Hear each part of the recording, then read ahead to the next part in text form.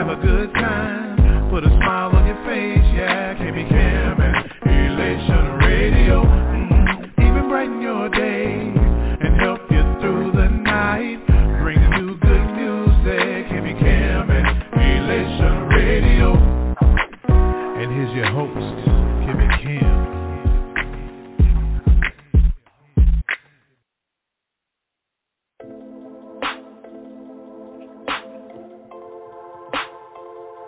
Lady Michelle Austin.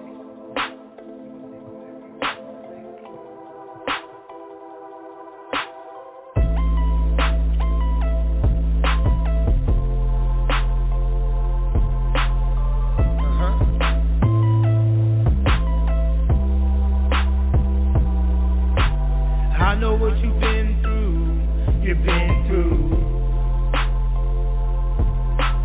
Don't think that it's only you. Only you. Yeah.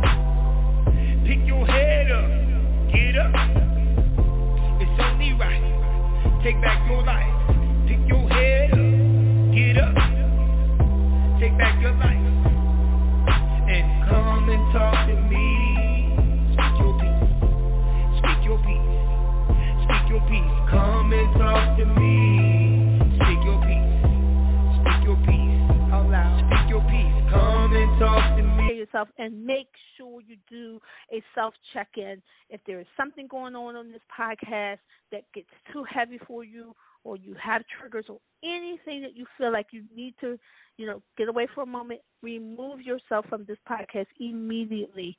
Turn it off. You can always come back later. You could always catch us on YouTube or on iHeart Podcasts and all of those different platforms that's out here, Spotify, all that. You can catch us later. But if you have to take care of yourself, we want you to do that, okay? So I want to get those things out in the very beginning before we move on. Because what's today, y'all? Today is First Sunday. All things trauma. That's what we do here on First Sundays, all things trauma. So, of course, we are super blessed to have the one and only Dr. Susan Lorraine here with us tonight. She always brings a plethora of information. She always leaves us, wanting more. We just can't wait for her to get back so that we can get all of the information that we need from her. And it's always, always, always a pleasure to have her here. Don't forget that she is a practitioner, psychologist of over 33 years, and her practice is Christian-based, and her specialty is what? Trauma. That's why we have her here. She's trauma. So I'm going to bring her on now, and I know that she always likes to start with prayer when we bring her on because, of course, we know that we're dealing with a very sensitive topic. Tonight's topic is going to be surrounding Alzheimer's, dementia, and the trauma piece of it. So let's welcome our very own Dr. Lorraine. Hey. Hello. Hi. Hello, everyone, and thank you for joining the show. Hi. How are you? Thank you. I'm good, and thank you for having me again. Thank you to everyone in the audience. And a very special thank you to my special friends who are listening in tonight. My friend Carol, my friend Lena, my friend Valerie, my special group of women from Barnes & Noble, and a very, very special, gifted, anointed pastor, Father O'Doherty from Ocala, Florida. He is a real gift. He is a real gift and just so loved and so appreciated. And I do want to start with prayer because, prayer really is the key to opening the door to everything we need to achieve and do in our lives. So I always start out with the sign of the cross because the enemy does not like the sign of the cross, and it is very much glorifying our Father in heaven. Name of the Father, and the name of the Son, and Holy Spirit, amen. So, Heavenly Father, We come before you in the name of your Son, Jesus Christ. We ask you to cover us in your precious living blood, the blood you shed on Calvary. And we ask you to just anoint every spirit, heart, and mind who is listening. We ask you to open all of our hearts and minds that we are able to express, especially myself, everything that is needed. I hope that if anyone has any questions, they will send me an email. My email address is JesusIs40@yahoo.com. And tonight, when we look at the trauma of Alzheimer's and dementia, this is a very serious progressive disease, and it has affected millions of families. It actually attacks over 5 million, afflicts 5 million of people, mostly between their 70s and into their 80s. And unfortunately, the rate of experience for women and men, for women, they experience at a rate of 1 in 4 dementia or Alzheimer symptoms. And we're going to look at what that looks like, the difference between the symptoms of Alzheimer and dementia and normal aging symptoms. And men, it affects 1 in 6. There is apparently a contagion of bad genes, at least in clinical studies, poor education, head injuries, that produce what is called a clustering of plaque in various nerve cells in the brain. So in our brain, I don't want to get too technical, but I want to be clear, there are 3 organs in the brain that are affected with having plaque on the cells. An example of plaque is the same as plaque on our teeth. So when we are taking a deep breath, when we relax and take deep inhales and exhales, we are increasing the level of oxygen and clear, clean blood to the brain. And that produces more fresh new cells in the brain. Over time, as we age, we do experience normal aging. And the difference, if you have anyone in mind, if you have any concerns of yourself or anyone you know, some of the basic symptoms are normal aging is simply misplacing your keys or misplacing anything really. The difference between the symptom of forgetting with normal aging and forgetting as opposed to Alzheimer and dementia symptoms or onsets of the disease difference. And the difference is when you misplace your keys, you start to look for them, you eventually find them.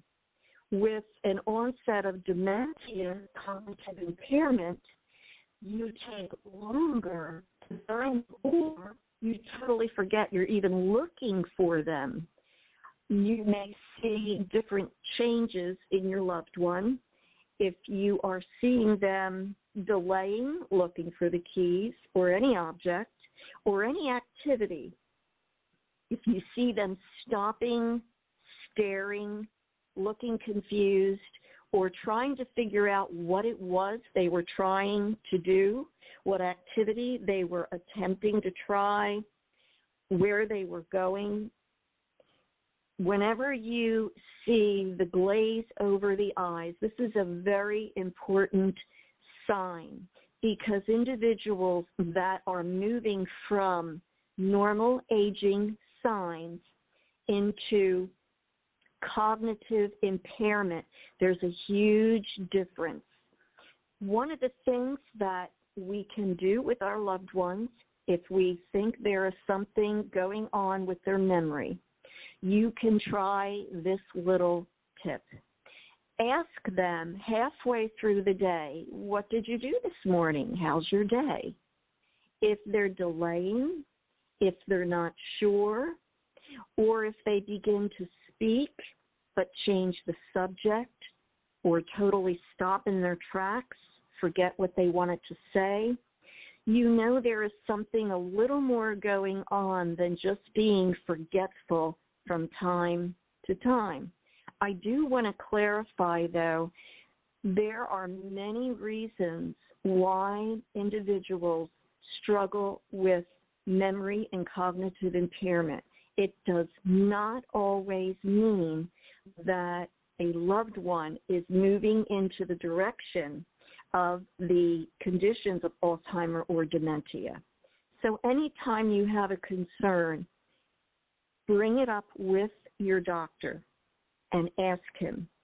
Also, you can ask your primary care doctor to refer your loved one to a neurologist, because a neurologist will do steps of preliminary intervention testing, and they will be able to identify if there's a concern or, if it really is just a matter of normal aging. They will also recommend to you different things to look for. And I gave you one example.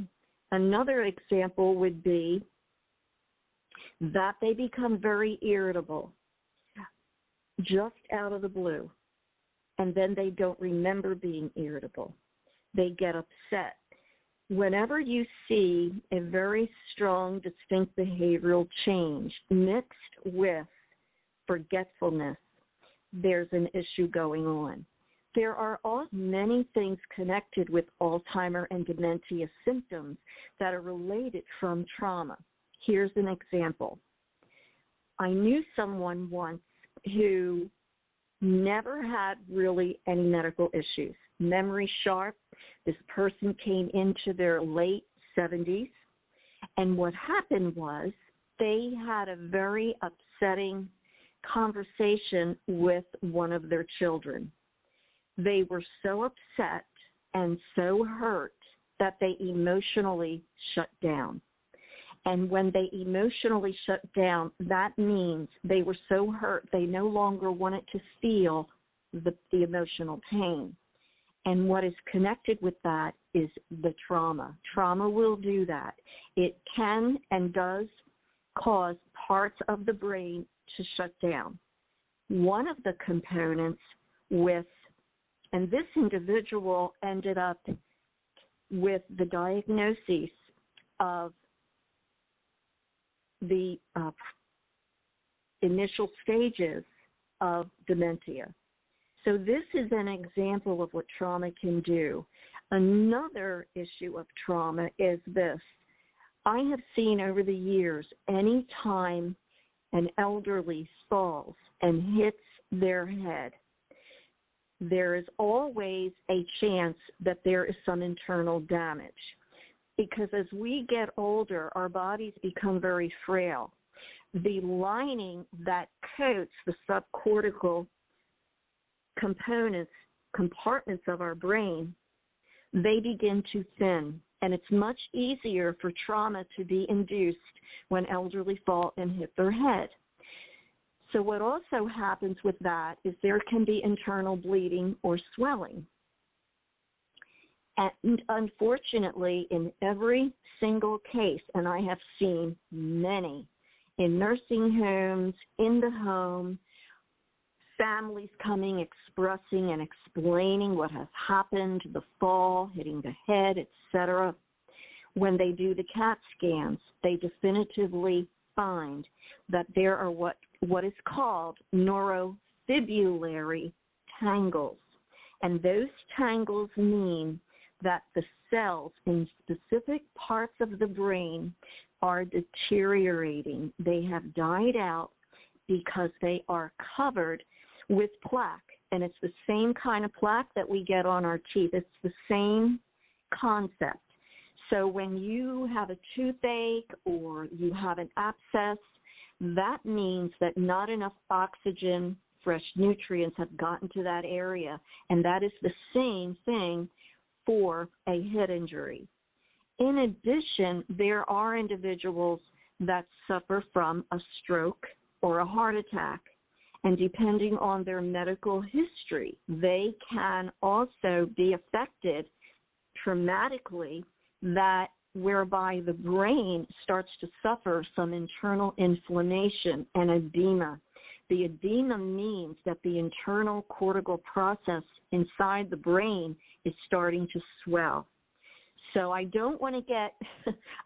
don't want to get into a biology test or class right now, but I'm trying to help the audience understand some differences. And that is why we need to make sure that if we have concerns about a loved one, we get them looked at. I have an example for you of normal aging compared to trauma and dementia. With dementia, there is one thing that never changes in an individual, and that is their core self. Here's an example. I knew a family whose father had a business, very successful, did very well, communicated well, interacted with customers very well, very good reputation, an honest, real kind businessman, and very well respected. This individual hit their head. They did have trauma. They did go into rehab. They had to go in for a couple of weeks. During that time, the family asked me to check on their loved one. When I went in, I never mentioned I was a psychologist. I never mentioned a thing. The daughter didn't even know that I went in. And when the father looked at me, he said, "Who are you and what are you doing here?" And I said, "Well, my name is Susan." And I said, "I just came to say hello." And he looked at me and he said, "Why?" I said, "I just came to see if you needed anything and if you were all right." "Oh, yeah, I'm good. You can go home now." Individuals with dementia and Alzheimer's, they want to stay in charge. They know something is wrong, but they don't know what it is. So their deeper core self of who they were their entire life stays with them. So as I sat with this individual, not knowing anything about me, but having a good feel for people and what they were about, he asked me, "What are you doing?" Instead of saying, "What were you doing before you came here to help me?" he asked, because in dementia they do get confused and they do express themselves sometimes in ways that don't make sense, but I understood what he meant. He said to me, "Where were you?" And I said, "What do you mean? Before here?" I said, "What did I used to do?" He said, "Yes." I said, "What do you think I used to do?" And he looked at me and he says, I see you at a desk." I said, "Oh, I'm at a desk. What am I doing?" "You're talking." I said, "Really? Who's there with me?" "A person." I said, "Oh, how many people? 1, 2, just one." I said, "What am I talking to them about?" "Feelings." I said, "Really? Why am I talking about feelings?" "You were helping them." And I said, "What was I helping them with?" "Emotions." The core of this person throughout their life was very keen and very on point with people. That's why he did so well in business. He could read people, understand people, know how to communicate, and he was able to present appropriate products for their needs. That never changes. That's why when individuals do have dementia, there are 5 stages of dementia and 7 stages in Alzheimer's. And each stage has their own changes, emotional changes, physical changes, communication changes, behavioral changes in each stage. So caregivers, when they are working or taking that person So I'm going to ask you to join me in this conversation and tell me some of your thoughts, what you know about it. I was taking some good notes over here because I'm telling you I was learning so much when you're talking. But you were starting to lose me when you got to the biology part. I'm glad you said you didn't want to do the biology because that wasn't a strong point in school. Yeah. And if the audience is hearing me stop or they're hearing a gap or a pause, it's because I'm trying to think of a more common way to present what I need to say without getting too technical. Go ahead. One who does have some memory loss, I want to make sure I read that right, does not mean necessarily that they do have Alzheimer's or dementia. They may have some aging memory loss as we begin to get a little older. Sometimes we forget where our keys are or different things like that. However, yes, stay up on it with your loved one. I love that you said to ask them about their day. How's your day going? And tell me a little something about your day, because that's really good to so that you'll be able to understand the process of your loved one and what's going on. So I love that. That's really important, and also to do it every couple of days so that when you go to the primary care doctor with your loved one, you can say, doctor, this has been happening. I have seen this constant symptom, and you explain. He will ask questions, you will respond, but if you have it documented, what you're asking and what the answers are, what the behavior is. Are they stopping? Are they pausing? Are they redirecting? Do they stand up and walk out of the room? Things like that. Yeah. Something is definitely going on. Absolutely. And also, I do want to say to the Thriver Nation, I know you gave your email address. I want to give my email address as well. If they have questions, we can read your questions while we're online here. You don't have to say your name. It can be anonymous, however you want. But my email address is LadyMichelleSpeaks, that's all one word, @gmail.com. So my email is open right now. If you were to send a question, please feel free to do that, and we will make sure that we get to answer it tonight. And if we don't get a chance to answer it tonight, we will certainly make sure that you do get an answer. But at any rate, I do want to talk a little bit about the caregivers. It was interesting to me because I have very close friends of mine who have dealt with their loved one having this disease. And I watched them. I watched as they cared for their loved one. I have someone that I lost at the early part of this year who had this disease. And just watching how people have to care for them and what happens to the caregiver, I found that to be interesting because oftentimes they are overlooked, but they are going through caregiver burnout. They are actually going through their own different traumas to their loved one decline like this. The interesting part about it is when they have Alzheimer's or dementia, they don't know that anything is wrong, and when they don't remember their loved ones and they don't remember what's going on and just different changes in their lifestyle. And so it really affects them.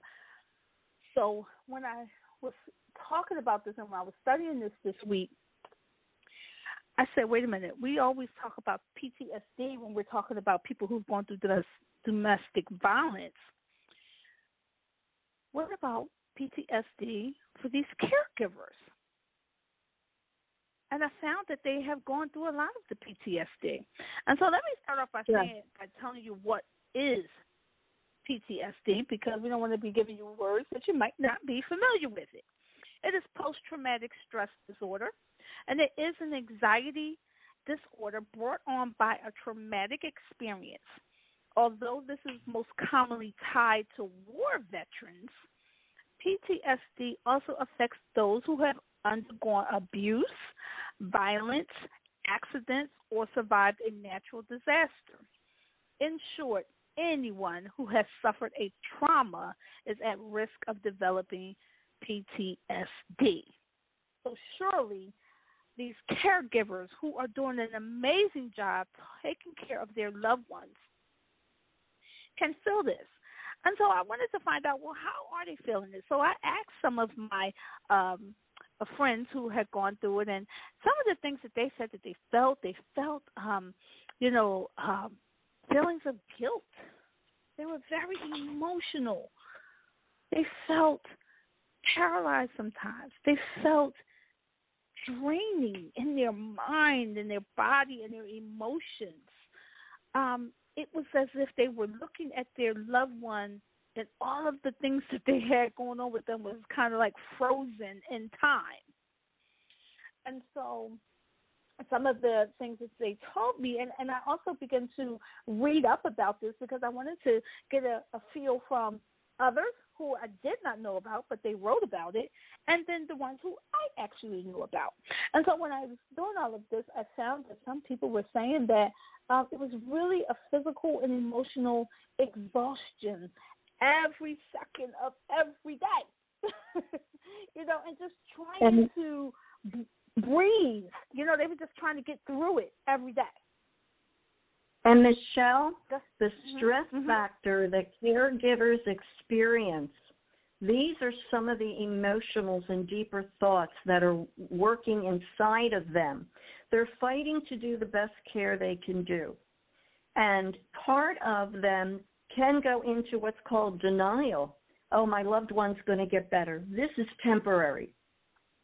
The Alzheimer and dementia conditions that are professionally diagnosed by a neurologist, by a specialist,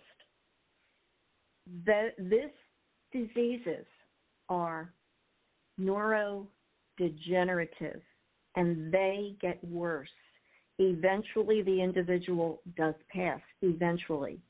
Some individuals will stay in the first stage for a very long time.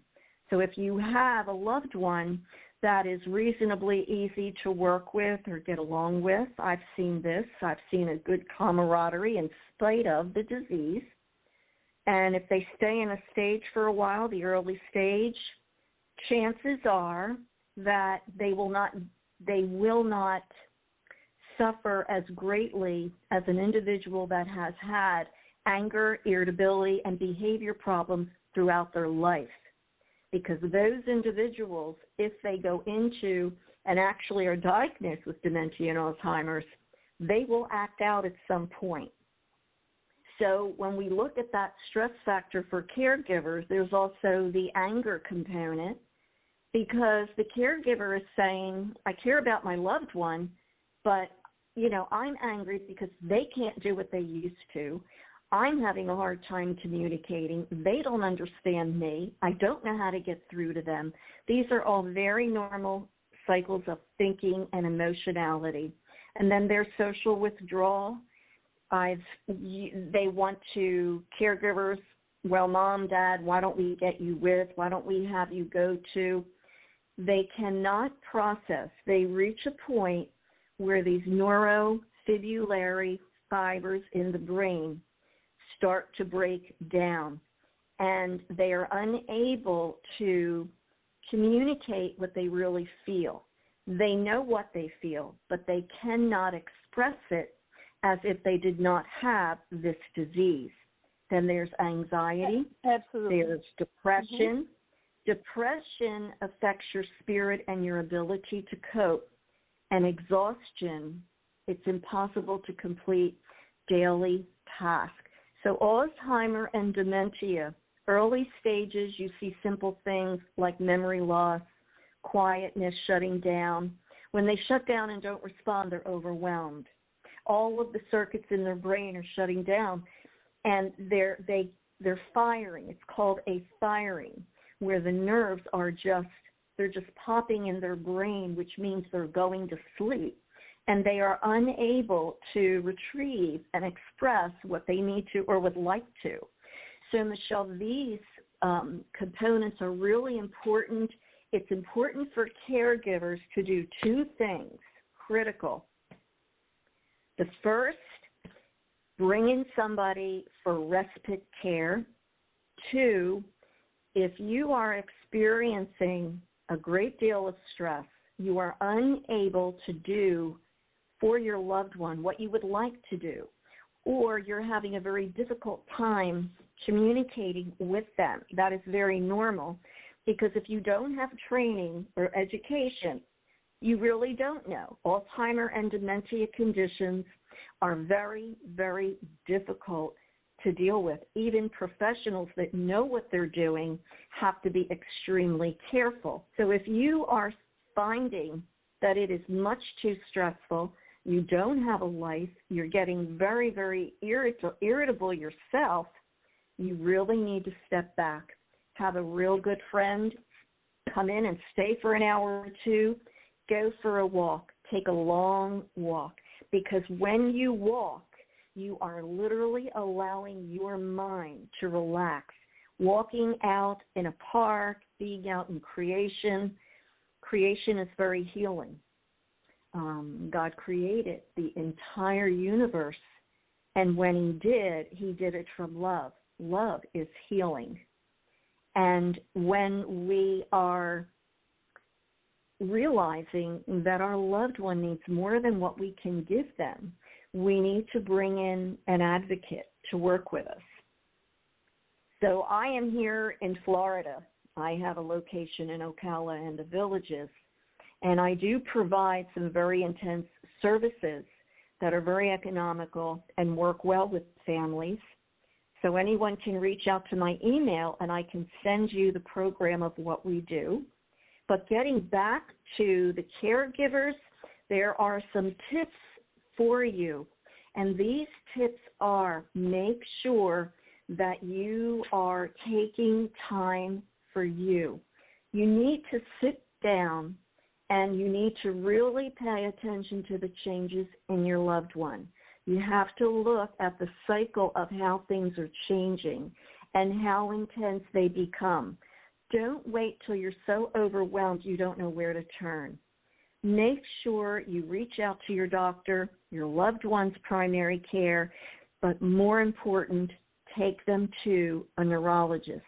Have the appropriate testing done so that they can tell you if, in fact, whether or not your loved one is experiencing cognitive impairment, and if it is in alignment with the dementia, Alzheimer stages of traits and characteristics and symptoms. So that is very, very important. And if you are finding that your loved one is getting up in the middle of the night, you need to make sure that you inquire, go into your community wherever you live, and seek out resources for Alzheimer's and dementia, and find out what kind of help you can get. There's a lot of help out there. You just need to do some homework. But again, don't wait till things get beyond your ability to cope within yourself or to respond to your loved one. Okay, yes, thank you. I think you were over here kind of peeking at my notes a little bit about the caregivers. But certainly all that you have said is well needed. We definitely need to take care of ourselves as well. I know that we are being caregivers, and I'm saying we, I'm just talking about all of us who at some time, one time or another, we've had to care for a loved one. I know when my mom was transitioning, I had to care for her. She was in hospice for a little bit, but she wanted to do hospice at home. And so just caring for her, trying to go to work and come home to, be home by the time the nurse was leaving, and then take care of her the rest of the evening was a lot. But I didn't have to do as much as someone who's dealing with a loved one who has a dementia or Alzheimer. It's my understanding, and I've watched some people do this, that they begin to think that you are stealing from them. They begin to, because people become strangers to them, loved ones. They think that you are, you don't belong in this home, and they stay woke for hours and days and things like that. And so you have to now stay woke for these days to make sure you're watching them and make sure that everything is okay. And then that begins to be sleep deprivation for you. And we all know that's a problem if we're not getting enough sleep, right? And so I know me, if I wasn't getting enough sleep, I become a very, very agitated person. I'm not nice if I don't get my proper amount of sleep. So I could just only imagine someone who has to be up for days watching their loved ones. And oftentimes, when you need other family members and friends and neighbors and things like that, they're not around when these type of things happen. So you find yourself doing it alone. And if you happen to be an only child, as I am an only child myself, and I know some other people who are only children who wind up having to take care of their parents, it's all on you. And so we certainly want to make sure that you understand to take care of yourself. You understand to try to get some kind of help. Try to get, maybe a nurse to come in for a few hours, or they have these different agencies out here now who have aides who will come in and maybe sit with your loved one for a few hours or something like that. Just so you can get some fresh air, just so you can get a moment to yourself, because we want to make sure that you are doing self-care and you're doing self-awareness, and that you're exercising those type of awareness of yourself.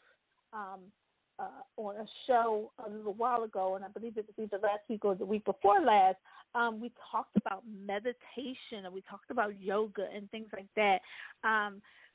That's very important, to have a moment to just meditate, a moment to have that self-awareness, a moment to breathe again, because you can get caught up in taking care of this loved one so much that I saw some information where sometimes the caregiver passed away before the person who had Alzheimer's or dementia, because they were giving up so much of themselves, taking care of themselves, that they wound up declining. So we want to make sure. Yeah, so we want to make sure that you take care of yourself, right, Dr. Lorraine? You were getting ready to say something. And you said something really important that brought up something that I'd like to share. When we're trying to care for our loved one that has the Alzheimer or dementia, there is a breakdown in communications, and unfortunately it's part of the disease, and unfortunately it can be very hard for the loved ones, caregivers who are caring for their loved ones. It is extremely helpful when you speak slow, soft, and look into your loved one's eyes, because when you do that, they are hearing your empathy. They are hearing that you care. They are feeling that you're being attentive and that you're really paying attention to them. Because one of the things we have to remember is our human condition, we all need to be loved and we all want to be heard and understood. That never goes away. That's part of our core self. And when we're communicating with them or trying, we want to make sure we don't rush them or ask any questions. We just gently say, okay, we're going to sit. We're going to sit at the table. You speak slow and gentle. Don't be rushing, because they cannot process as quickly as you're able to process. It would take you, 5 minutes, 10 minutes to put a breakfast together maybe, but in their mind, they don't even understand what the word means, let alone try to figure out what you are trying to ask them. So we need to stop, and we need to make sure that they know that we are on their level. We are stopping, we are attentive, we look at them, and don't ask questions because they don't know how to answer. Just talk to them, show them, make some food for them that they would normally eat. And keep in mind, they may not want it. They may not want to take their medicine. Just say, okay, I'm just going to sit with you and help you. When you are showing them that you care enough to be there for them, that's what you're demonstrating when you take your time. And they are beginning internally at a very deep level. They're realizing, you know, my daughter, my son, my husband, my wife really cares. And this helps their temperament to smooth out. You would be amazed. You have to be very slow with them and give them time to respond. If you start asking questions or put too much to them, they will shut down. And I've seen families, I've seen the interactions and the difficulties because they don't understand what they need to do. So that is just a tip for anyone listening that might be in a position where they are dealing with this situation and these conditions. And also, you want to make sure that you have some general information from your primary care and the neurologist as far as safety measures. Safety measures in the home are critical. They tend to, at times, forget how to walk. They have to stop and think.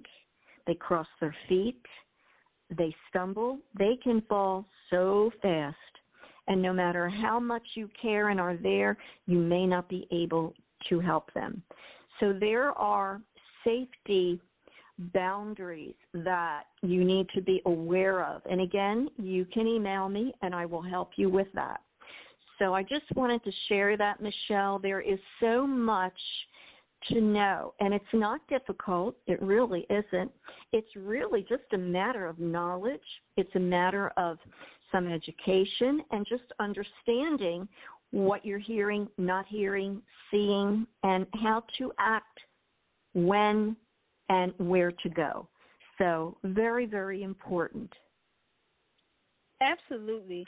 And so one of the other things that I wanted to say is to make sure that you be flexible with your loved one as they go through this as well. You know, they will, in order to reduce frustration, stay flexible and adapt, you know, to the daily routines and expectations as needed. As some of the things that Dr. Lorraine has talked about. Just, you know, be patient and be flexible. Their lifestyle is changing as well. I wanted to add that. That's right.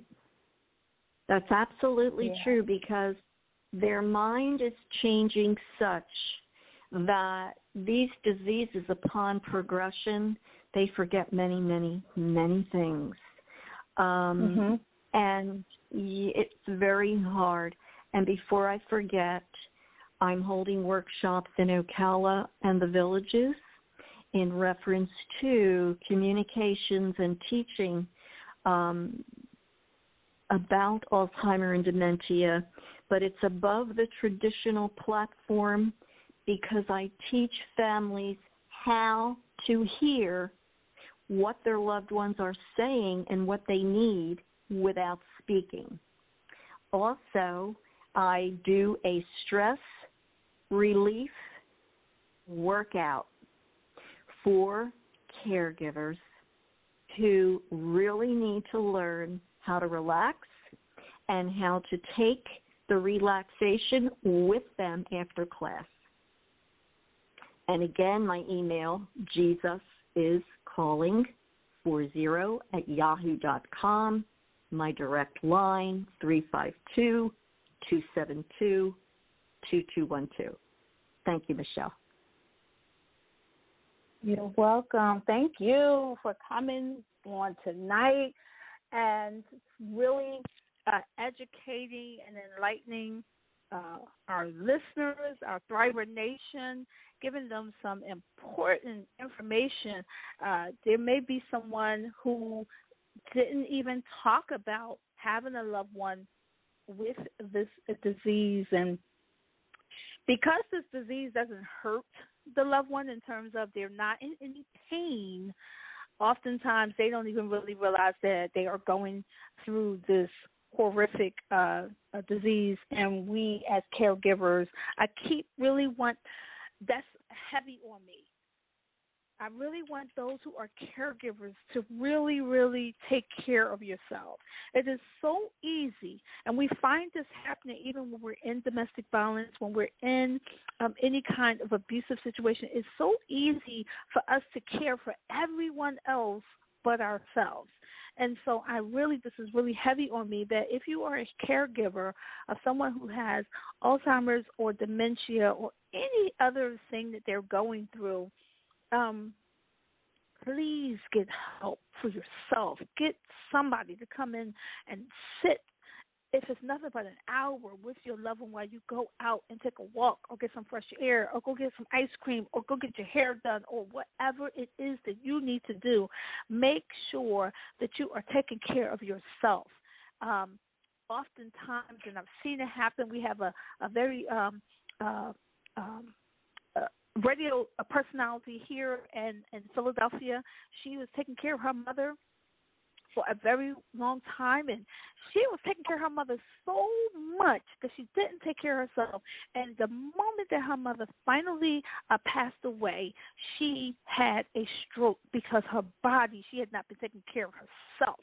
And that stroke almost took her out of here. She is doing well now, but it was a long road to recovery. And so I just want people to know, yes, we have to take care of our loved ones. We love them. We want to see them cared for, while they're here, but take care of yourself. Do not get caregiver burnout.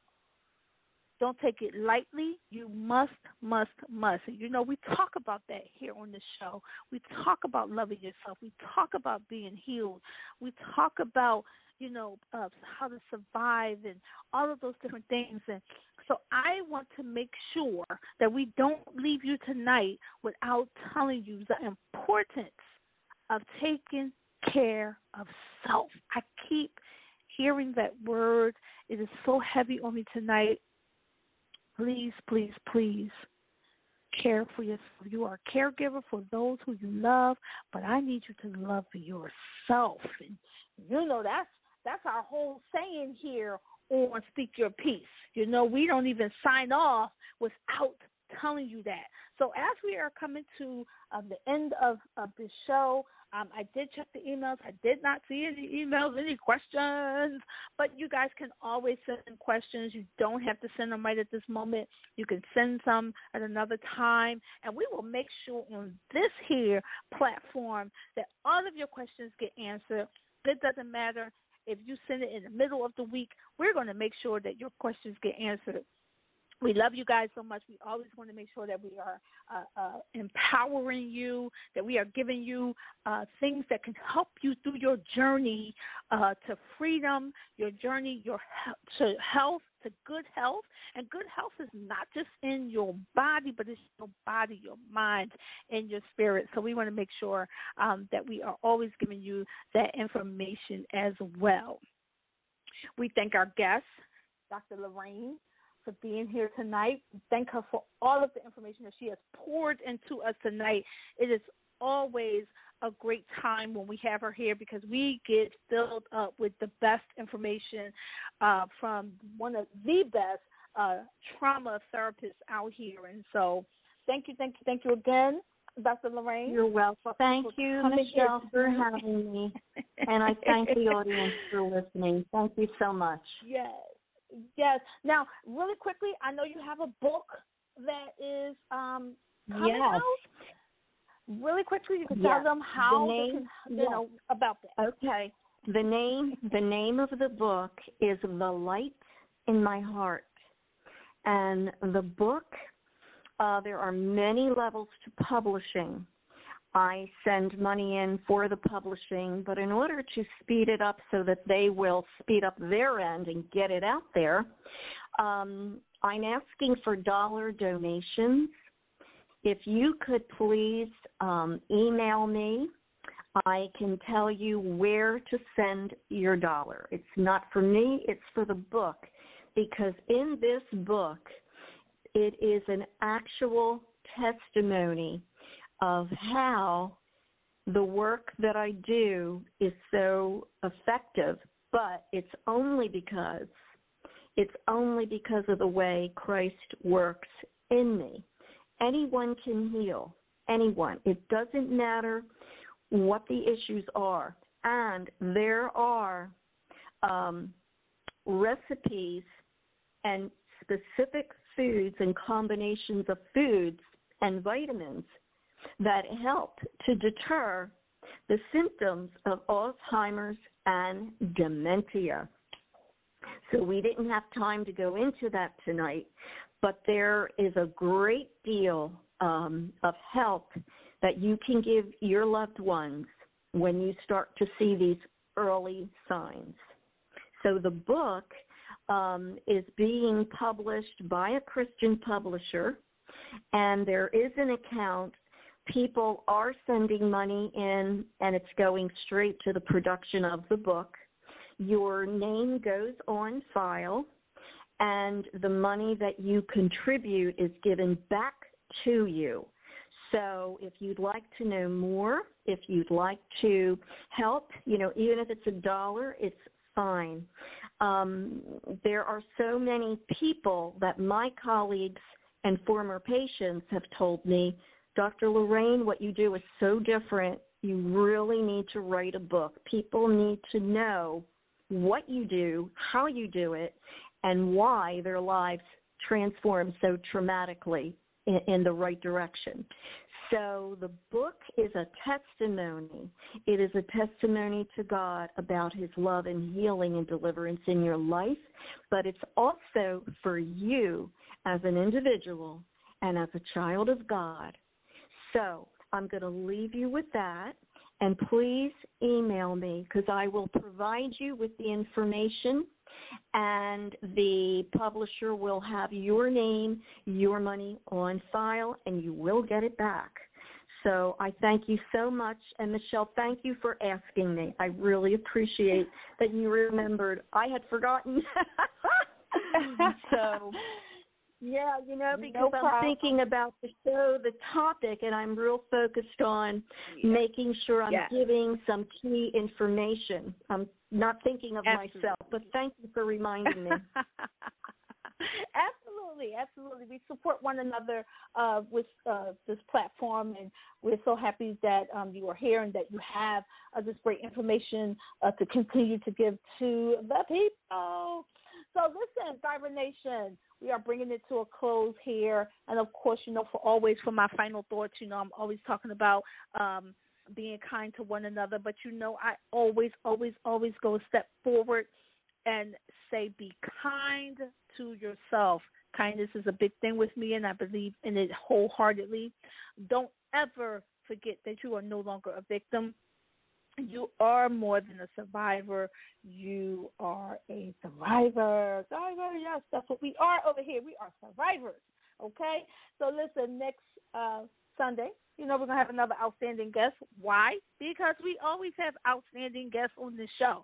We have nothing less than outstanding, so you don't want to miss it. Make sure you tune in. And I want to thank you all for being here on this amazing show. Before we get out of here, I want to always remind you that to all of my thrivers, when you love yourself, you are healed. And when you are healed, you are loved. Love you so much, everybody. Be sure to follow us on YouTube. Follow us on all the platforms, Spotify, all of it. Just so many to name, Apple, all of it. So just find us, Elation Radio, and you will find Speak Your Peace with Lady Michelle. Have a wonderful, wonderful week, and we will see you next week. I love you all. Bye-bye for now. Thank you, Michelle. You're welcome.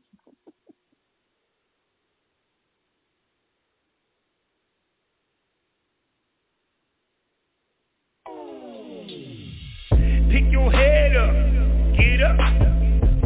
It's only right. Take back your life. Pick your head up, get up. Take back your life. And come and talk to me. Speak your peace. Speak your peace. Speak your peace. Come